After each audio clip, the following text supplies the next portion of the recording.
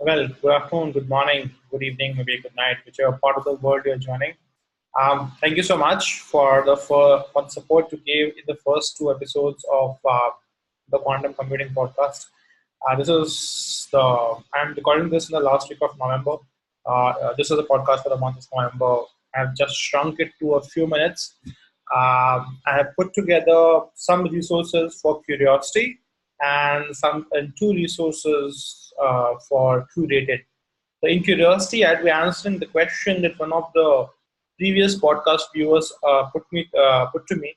That question was a couple of courses that I would suggest or that here you can look into. So I have put one course which is coming up from NPTEL, which is this one by quantum mechanics from IIT Bombay. It's starting up in the month of January 28, I guess, is the course start date.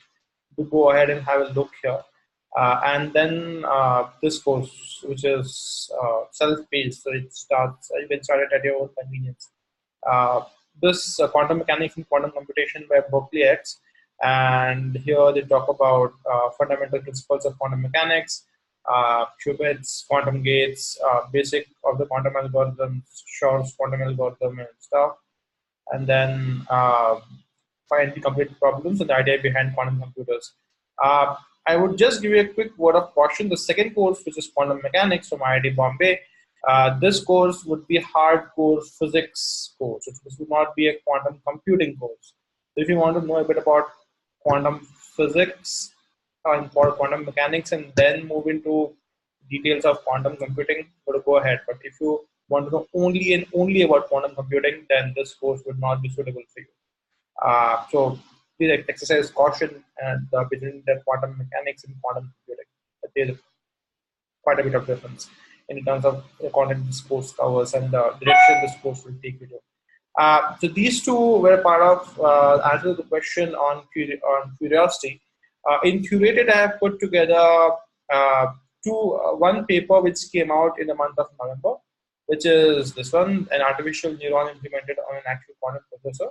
So somebody has implemented a perceptron on a four-dimensional on a two-qubit network, which gives you four dimensions, and they have and as you know, perceptron is a one-layer neural network. So and they have just shown how whether this can be realized or not. This has a bit of history. This was first suggested like in 1960s maybe as an intelligent computer that could perform human-like functions. So you will find a bit of interesting piece of trivia and more details about this paper in this article by MIT Technology Review, and they're giving a bit of insight and they have quoted this paper. So I would suggest if you have some time, go through this paper. It's published by Francisco Tacchino, Sierra Macchiavello, Dario Beras, and Daniel Banzoni, all from University of Pavia in Italy. So it came out in the month of November. It's put up in archive.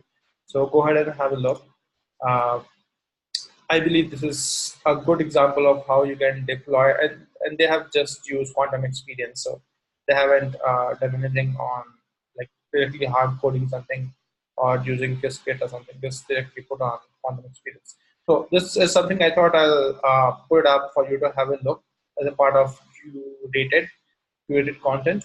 Uh, if you want to have a quick executive summary, then this article by MIT Technology Review would be a good executive summary, but I would suggest you read the paper.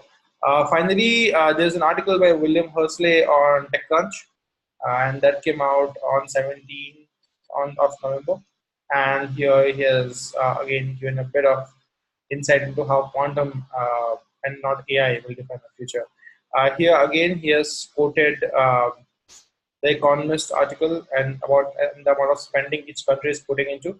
If you remember, in my first episode of this podcast, I talked about the Horizons project in the EU and what kind of money they are looking into, and quantum QKD in communication and different form of investment. They're looking at different areas of technology and growth.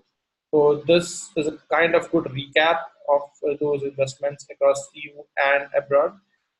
It includes Britain, Canada, and Germany as well. So a good collection of the effort that's happening. It's a good all-round summary of quantum computing. It talks also about quantum computing standards and stuff.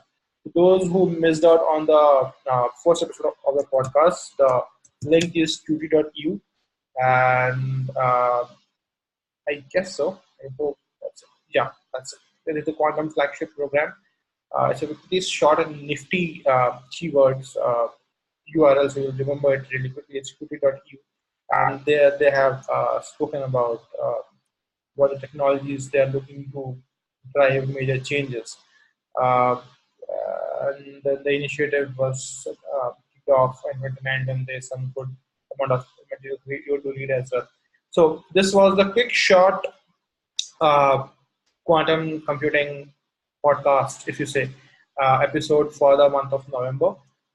Two courses as a part of Curiosity.